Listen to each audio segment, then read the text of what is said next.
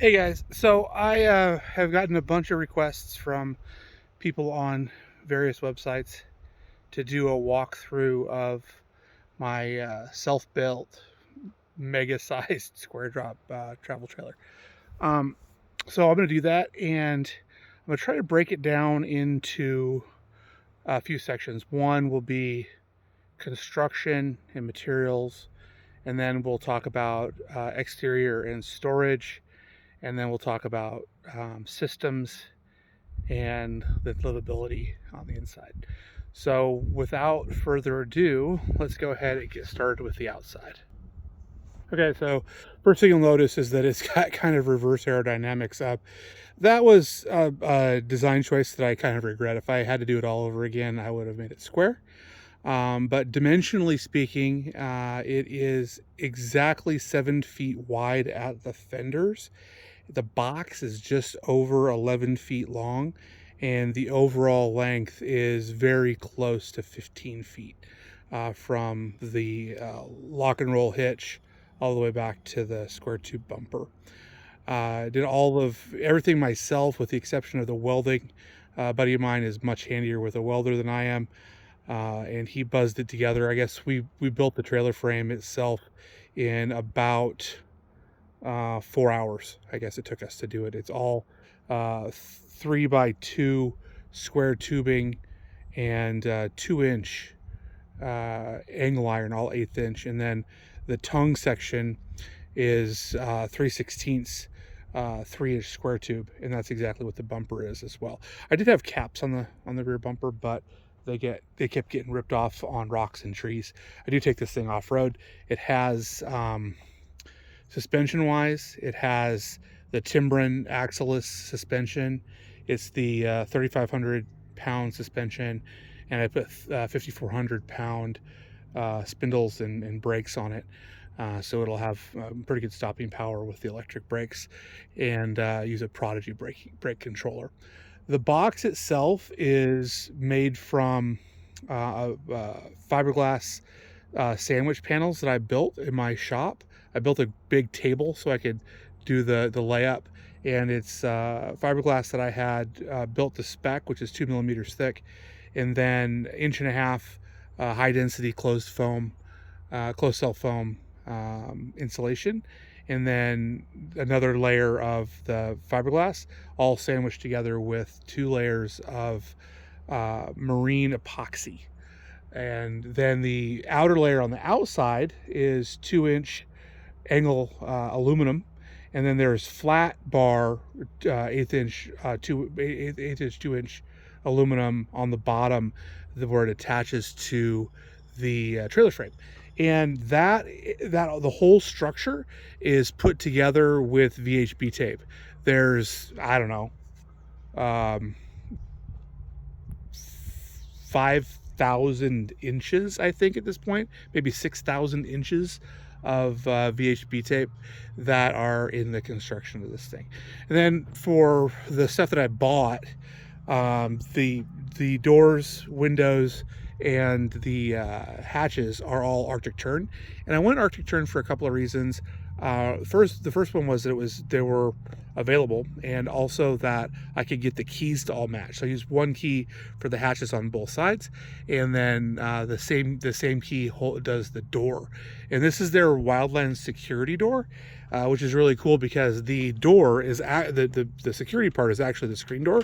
So this is where the lock is, and the shell is just that. It's just a shell to keep out, wind and weather and so forth. But you can sleep with it with security with that door. It's got deadbolt in 3 positions when it's closed. And it's also got screen on the outside that's small, so bugs can't get through it. But on the inside, it's got screen that's supposed to be bear proof, but more than anything, it's puppy proof, so they can't get their little paws through it and from the inside and scratch the bug screen. So that's been a really handy thing. If I was going to change one thing about this door, would be to put some insulation on it, because the door itself is not insulated at all. The windows are double pane acrylic, and they're great for insulation. Um, Around back, just regular, LEDs, that kind of stuff. Another hatch on this side. There's the grate for the air conditioner. That was the latest edition. I just put an air conditioner on it. Full-size spare tire. It's got these rock rails all the way around it, and the ARC tongue jack. I use the one with the single wheel because it has this ratcheting mechanism on it, and actually it's upside down right now. It's not supposed to be like that, but it's got this ratcheting mechanism on it so that you can actually move it around without having to have it hooked up to a vehicle. Again, lock and roll hitch, all the standard sort of RV stuff. I sealed it with aluminized butyl tape all around the roof, just because the aluminum and the aluminum and the fiberglass expand and contract at different rates. So I wanted to have to be able to close that gap. And on the outside, it's just got on the rest of it, it's just got marine sealant, some 3M marine sealant. And again, everything is held together structurally with VHB tape. All of the corners are mitered. And when I took I should have brought the piece that I took out when I've had it for 3 years, and I just cut this piece out, and the wall inside looked perfect. The manufacturers of this stuff told me that the way that I planned on using it, said that the people that actually make these things commercially, make the panels commercially, said the way that I was going to do it using highly available high density foam, it was going to become powder. And honestly, these walls are super strong. The only problem with these walls is that there's no screw retention. And we'll talk about how we got around that in just a second. So continuing on the outside, this is the storage. There is a light in there. I don't have an outdoor galley, so to speak. We typically there's a reason for it. That's because I've been camping for most of my life, and I don't like to necessarily cook right next to the trailer. So you can see there's a long hose for our kitchen sink there, for our water supply, that octopuses out into a Julka shower tent as well. But long hose, you use an extension cord for the cooktop if you want to use the induction. I also have a 2-burner gas stove that I carry around a little 10-pound propane tank for. But this is basically where all of the kitchen stuff goes, with the exception of the food. So this is where all the cutlery and the crockery, and I've got 3 different ways to cook. I've got a propane stove, an induction stove, and also a butane stove.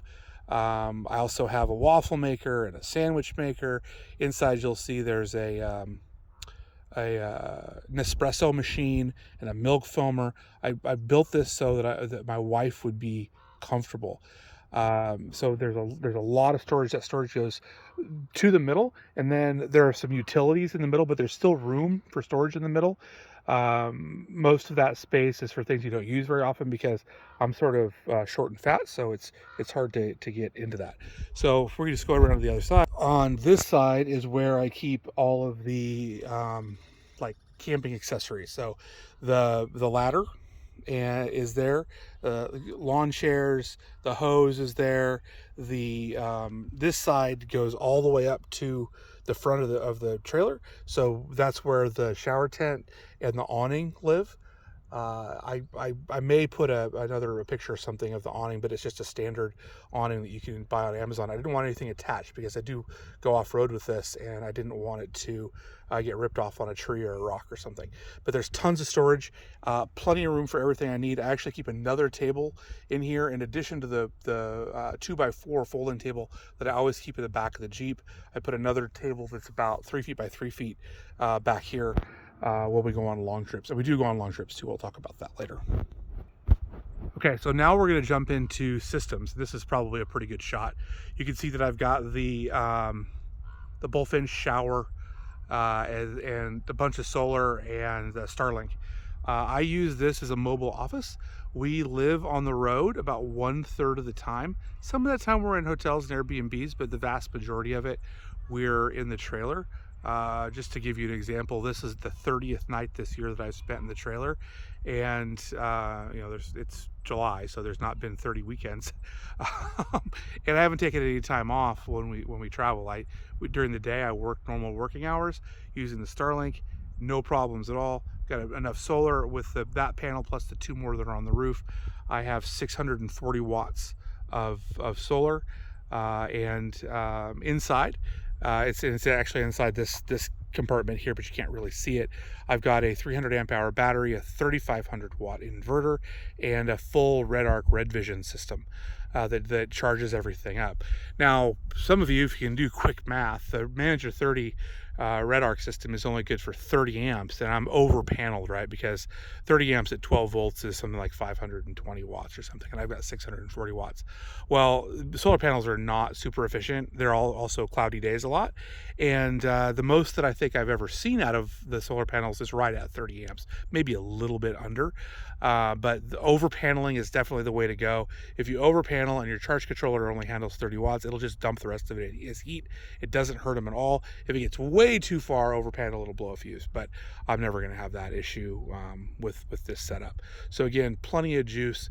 With when I'm working, let's say I come up to the mountains or the beach, whatever, on a Thursday, I can work for Thursday and Friday, and then camp on Saturday and Sunday. And when we're camping, we don't have the Starlink on all the time, just in the evening, maybe to watch Netflix or something. And I can go 4 days in the shade or cloud cover without having to start the Jeep to charge the batteries or move out into the sun or anything else. So with very little input from the solar. But if I'm in the solar, like when we go to Mexico and live on the beach in Baja, I can stay sort of indefinitely in any one location without having to worry about anything, unless I want to run the air conditioner. So other systems, we'll just kind of see if I can do this smoothly. I chose to use a 110 volt small domestic refrigerator. So this one's a Magic Chef. It's 4.4 cubic feet. Again, for those of you doing the math, that turns out to be about 125 liters. The people that tell you that 12 volt fridges are ruggedized and this kind of stuff, it's all lies. They use virtually the same compressors. Actually, these compressors have been around for a lot longer and have had a lot more torture tests. This one has been places where most people can't drive, and it's been bounced. The trailer's been 2 feet off the ground and slammed down. No issues. The only thing that really worries me about it is it does have glass shelves. So at some point I may either make some wire racks or have some metal bent up or something for the shelving inside. Let me show you what this thing looks like. Oh, another thing people always ask me is how do I keep it closed? And I use the baby lock on the side, and I'm not good at using it with this hand. So let's see if I can try it. There we go. And so this is the inside of the fridge. This is just, obviously I'm not using anywhere near all the space, but it's got plenty. It's got a little freezer compartment in there to keep your stuff frozen. So we usually take a couple of Ziplocs full of ice with us. Inside, you can see that the entire interior is made from 80/20 extruded aluminum. And the reason for that, all the corners and everything, one is it was great to stick everything together using 1-inch VHB tape. The other thing about this extruded aluminum is that you can attach things to it. And I made everything skeleton-like. And the reason for that was so that I could have all my storage things be removable. And so, for example, these are where we sort of close in these bins. These are just organizers for the back of a car, and you can take them in the house, and they go right in these right in these spots in these shelves. There's an air conditioner there that obviously doesn't come out, and I normally don't have that netting up there. I just put that in yesterday. And then we use these pantry boxes for storage, for dry goods, and for some utensils we want to keep inside, things like that. We keep all of our food inside, and the reason for that is because sometimes the weather turns and you need to make a sandwich, or you want to get something out of the fridge, that kind of stuff. So we want to keep everything inside. Standing height in here, it's 6'2", so there's plenty of room to kind of mill around. There is an extension on this counter. Let's see if we can do some movie magic. Just like that, and it's on a locking drawer slide, so that if we are cooking in here, the stove will fit right on this counter extension, and we have a little bit of prep space over here. This is going to change a little bit. There's going to be some modifications coming down the road, but we'll do another walkthrough with version. Well, this is probably version 5.0, but version 3.0.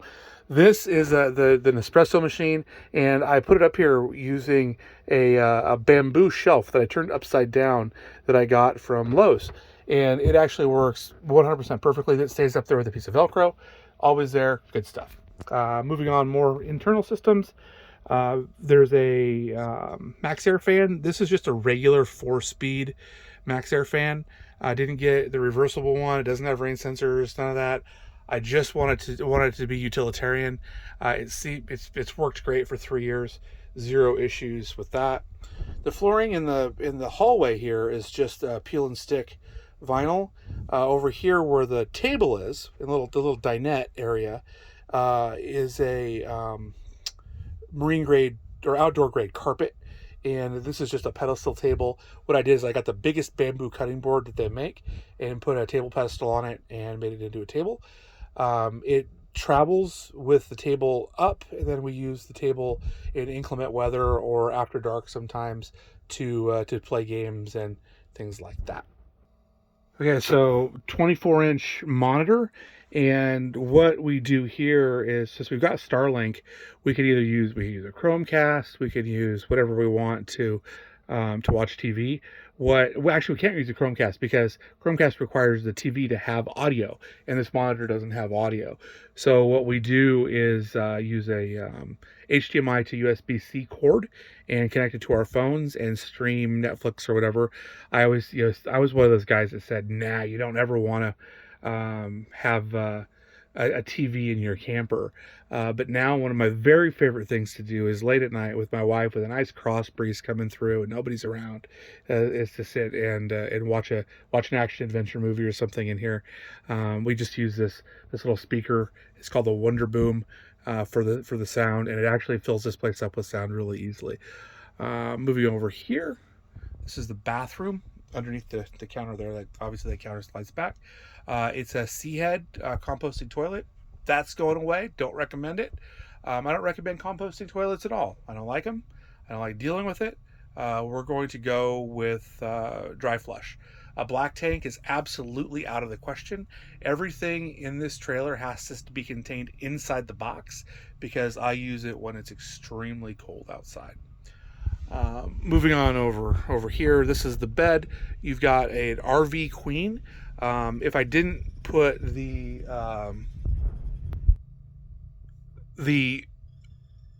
little dinette in here for working and eating and so forth when it's inclement weather, we could have put a full length queen, but both my wife and I are relatively short in stature. I'm only 5'8" and she's 5'3", so it's not a problem to have this. But the whole reason for this build was for her to have a big enough, comfortable enough bed that she felt like she was at home, and to have a place in the middle of the night that she didn't have to go outside to go to the bathroom.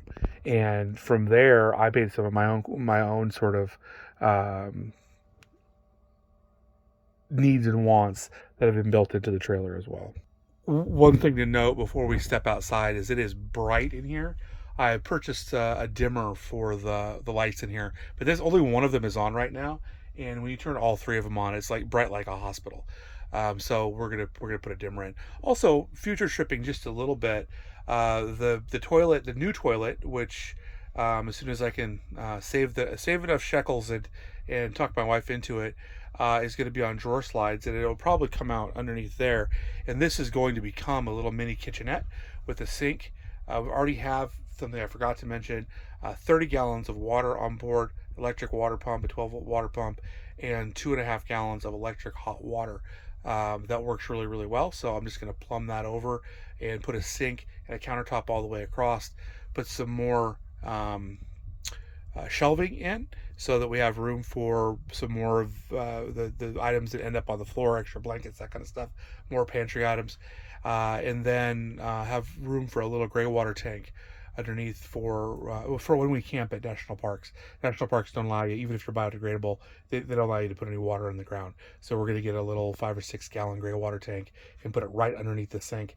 And then also have an outlet that goes right outside for the times, because we use all biodegradable soap all the time. So we can typically just dump it on the ground and it doesn't hurt the flowers and trees and so forth. So there you have it. The only other thing I guess I could say is that I pull a thing all over the country, actually all over North America, with a Jeep JL Unlimited on 37-inch tires. It pulls like a dream. We used to have an Opus OP2, and this actually tows better, but it doesn't get quite as good a gas mileage because it does have a higher profile. Other than that, if you have any questions or comments, please leave those down below. If you like the video, do me a favor and hit that like button. I am going to start putting videos out again. I'd taken sort of some time off while I got settled in my new job. But now I think it's time to start putting some videos together because we're doing a lot of travels. You'll see this trailer just in the next 2 months in 7 or 8 western states, and then we're going to be back in Mexico for 2 months this fall, and who knows where in between. So thank you very much. We'll see you out on the trail. Get dirty.